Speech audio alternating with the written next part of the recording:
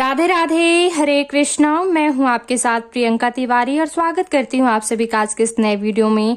आज मैं आपको शरद पूर्णिमा व्रत की पूरी पूजन सामग्री दिखाने जा रही हूं। अगर आप व्रत कर रहे हैं या फिर व्रत नहीं भी कर रहे हैं, फिर भी आपको जो है शरद पूर्णिमा व्रत की पूजा जरूर करनी चाहिए माता लक्ष्मी के आशीर्वाद को प्राप्त करने के लिए, ताकि आपके घर में धन धान की कोई कमी ना रहे।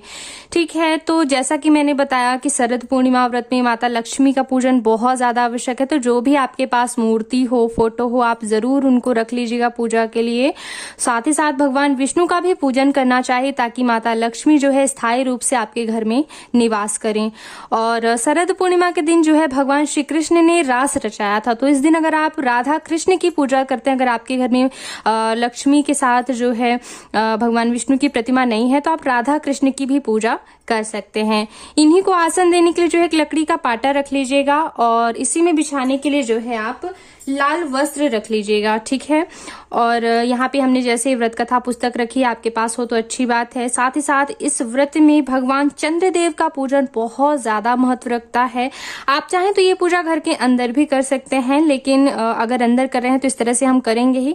बाहर भी चंद्रदेव को अर्घ देने जाना चाहिए। ठीक है, और साथ ही साथ गौरी गणेश का पूजन तो आवश्यक ही है, क्योंकि हर एक व्रत में जो है जो भी विघ्न आते हैं, बाधाएं आती हैं, भगवान श्री गणेश उन्हें दूर करते हैं। तो गौरी माता और श्री गणेश बना लीजिएगा। सुपारी में मौली धागा बांधकर गणेश जी का निर्माण और हल्दी की गांठ से हमने जो है गौरी माता का निर्माण किया है। आप चाहें तो मिट्टी से या फिर गोबर से भी गौरी माता का निर्माण कर सकते हैं, या फिर गणेश जी की आप छोटी मूर्ति हो तो वो भी रख सकते हैं। और हमने यहाँ पे जो है देखिए कमलगट्टे की माला रखी है, क्योंकि माता लक्ष्मी के मंत्रों का जप जो है कमलगट्टे की माला से करना चाहिए। आप चाहें तो माता लक्ष्मी को कमलगट्टे के बीज भी अर्पित कर सकते हैं, उन्हें अत्यंत प्रिय होते हैं, या फिर माला भी अर्पित कर सकते हैं, या फिर जप के लिए अगर आपके पास माला हो तो रख लीजिएगा। ठीक है, और इस व्रत में जो चीजें खास होती हैं वो होता है नैवेद्य। देखिए, अगर आप व्रत नहीं कर रहे हैं तो नैवेद्य में जो है आप खीर चढ़ाएंगे। ठीक है, खीर भगवान को अर्पित करके और चंद्रमा के रोशनी में रखा जाता है। ठीक है, खीर तो आप सभी जानते हैं, लेकिन जो लोग व्रत कर रहे हैं उनके लिए विशेष नैवेद्य होता है ये मावे से बने लड्डू। जी हाँ, खोवे से बने ये 6 लड्डू बनाए जाते हैं। और तुलसी पत्र जरूर रखिएगा हर एक नैवेद्य में। तो ये 6 लड्डू किससे कैसे वितरित करना है, इसके लिए मैंने अलग से वीडियो बनाया हुआ है, तो आप देखिएगा कि पूजा के बाद किन्हें वितरित किया जाता है। इनमें से एक ही लड्डू जो है खाया जाता है और बाकी सभी जो है बांट दिए जाते हैं, तो उसकी जानकारी मैं आपको दूसरे वीडियो में दूंगी। आगे की पूजा में देखिए, हर एक पूजा में कलश स्थापना जरूर करना चाहिए, क्योंकि कलश की पूजा के साथ सभी देवी देवताओं का आगमन हो जाता है, जो कि हमारी पूजा को और भी ज्यादा प्रभावशाली शक्तिशाली बनाता है, हमारी पूजा और भी जल्दी सफल होती है। तो देखिए, कलश पात्र ले लीजिएगा, उसमें आप जो है मौली धागा जरूर बांध लीजिएगा। इसमें मैं अभी स्वास्तिक बनाऊंगी। ठीक है, और आम के पत्ते रख लीजिएगा। साथ ही साथ कलश के अंदर जो है चावल, फूल, हल्दी, सुपारी, दक्षिणा इत्यादि डाली जाती है, तो ये कलश में डालने वाली सामग्री आप रख सकते हैं। चावल आपको ज्यादा मात्रा में चाहिए होंगे, क्योंकि हम अष्टदल कमल भी चावल से बनाएंगे, चंद्रदेव भी बनाएंगे। और साथ ही साथ जो है यहाँ पे जैसे कि कलश के ऊपर सप्त धान्यों में से कोई धान्य रखा जाता है, तो चावल आप रख सकते हैं, फिर सप्त धान्य हो आपके पास तो वो आप रख सकते हैं आखत के रूप में। और आगे की पूजा में देखिए, हम दीप कलश बनाते हैं, तो इसके लिए आप दीपक रख लीजिएगा, घी, तेल, रुई वगैरह रख लीजिएगा, बाती, माचिस वगैरह रख लीजिएगा।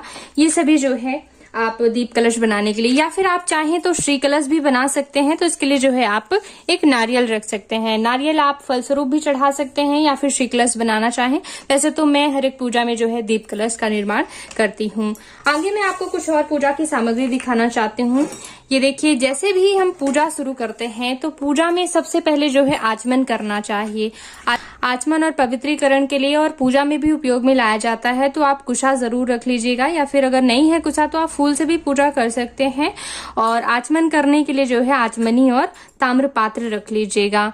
इसके अलावा जो है हम भगवान को जल से स्नान कराते हैं। आप चाहें तो पंचामृत भी बना सकते हैं। और स्नान कराने के बाद जैसा कि भगवान को वस्त्र अर्पित किए जाते हैं, तो आप चाहें तो वस्त्र की भावना से मौली धागा अर्पित कर सकते हैं, या फिर जो है जैसे कि भगवान विष्णु को पीला वस्त्र अर्पित किया जाता है, तो आप पीला एक वस्त्र ला सकते हैं, ब्लाउज का पीस ही अर्पित कर सकते हैं, या फिर धोती वगैरह भी अर्पित करके ब्राह्मण को दान कर सकते हैं। माता रानी के लिए एक चुनरी जरूर ले आइएगा। ये चुनरी आप माता रानी को हमेशा लगाए रहने दीजिएगा, उनकी प्रतिमा में हमेशा सजा के रख सकते हैं आप। ठीक है, और या फिर ब्लाउज पीस अगर आप लाते हैं तो फिर आप दान भी कर सकते हैं, पूजा के उपयोग में भी ला सकते हैं। साथ ही साथ हमने यहाँ पर एक कच्चा सूत भी रखा है, जैसा कि कलश का भी पूजन करना होता है, श्री गणेश की भी पूजन में जो है हम उन्हें कच्चा सूत वस्त्र की भावना से अर्पित कर सकते हैं। जनेऊ भी अर्पित किया जाता है यज्ञोपवीत, तो आप चाहें तो 2 यज्ञोपवीत ला सकते हैं, एक श्री गणेश के लिए और एक भगवान विष्णु के लिए जो है आप यज्ञोपवीत रख सकते हैं। इन्हें आप हल्दी लगा करके रख लीजिएगा। वस्त्र इत्यादि अर्पित करने के बाद आगे श्रृंगार के लिए चंदन रख लीजिएगा, भगवान श्री हरि विष्णु के लिए पीला चंदन और हल्दी रख लीजिएगा, कुमकुम सिंदूर रख लीजिएगा। ठीक है, सिंदूर अत्यंत प्रिय होता है गौरी गणेश को, माता लक्ष्मी के लिए भी। और साथ ही साथ आप इत्र जरूर रख लीजिएगा, क्योंकि माता लक्ष्मी को इत्र अत्यंत प्रिय होता है। और साथ ही साथ रुई रख लीजिएगा, तो रुई में लपेट करके जो है और इत्र माता को अर्पित कर दिया जाता है। ठीक है, और आगे मैं आपको कुछ और चीजें दिखाना चाहती हूँ। माता के श्रृंगार के लिए कुछ श्रृंगार की सामग्री भी जरूर रखनी चाहिए, जैसी आपकी श्रद्धा हो, सामर्थ्य हो। तो देखिए, चूड़ी बिंदी आप रख सकते हैं, ये बिछुए भी आप रख सकते हैं, जितनी ज्यादा सामर्थ्य है। और अगर नहीं है सामर्थ्य तो कम से कम चूड़ी और बिंदी सिंदूर तो जरूर ही होना चाहिए।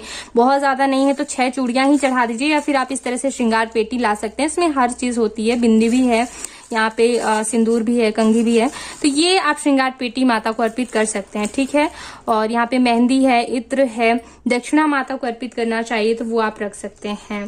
जैसी सामर्थ्य हो श्रृंगार की सामग्री तो वैसे आप अर्पित कर सकते हैं। आगे जो है फूल पत्र माता को अर्पित करना चाहिए भगवान को। तो देखिए, तुलसी पत्र भगवान श्री हरि विष्णु के लिए जरूर रख लीजिएगा। माता को तो वैसे लाल पुष्प प्रिय होते हैं, तो गुड़हल या फिर गुलाब के फूल अगर मिल जाएं आपको तो अच्छी बात है, नहीं तो पीले फूल भी आप अर्पित कर सकते हैं। लेकिन भगवान चंद्रदेव को जो है सफेद पुष्प अर्पित करने चाहिए, और वैसे जो मिले वो आप पुष्प अर्पित करें।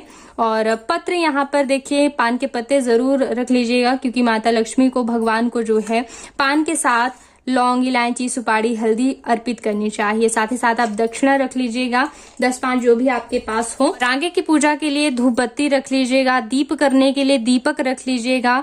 घी का दीपक वैसे माता लक्ष्मी को अर्पित करना चाहिए, अगर घी ना हो तो फिर आप जो है तिली के तेल का भी दीपक प्रज्वलित कर सकते हैं, लेकिन दीप करने के लिए जो है घी से जो है आप दीपक प्रज्वलित कर सकते हैं। और साथ ही साथ मैंने नैवेद्य तो आपको बताया ही है कि जो लोग व्रत करेंगे वो मावे के 6 लड्डू भगवान को अर्पित करते हैं, और जो लोग व्रत नहीं करते हैं वो जो है खीर का नैवेद्य भगवान को अर्पित करेंगे। साथ ही साथ जो है कुछ मिठाइयां और बना लीजिएगा, क्योंकि गौरी गणेश का पूजन होता है, कलश का पूजन होता है, तो जो भी आपके पास मिठाइयां हो कुछ और भी जरूर रख लीजिएगा। साथ ही साथ जो है मौसमी फल रख लीजिएगा, जिसमें केला, सेब, जो भी आपकी सामर्थ्य हो आप भगवान को मौसमी फल अर्पित कर सकते हैं। इसके बाद जो है अखंड फल यानी कि नारियल वगैरह अर्पित कर सकते हैं। 5 सुपारी मैंने आपको दिखाई ही है। आगे आरती का सामान आप रख लीजिएगा।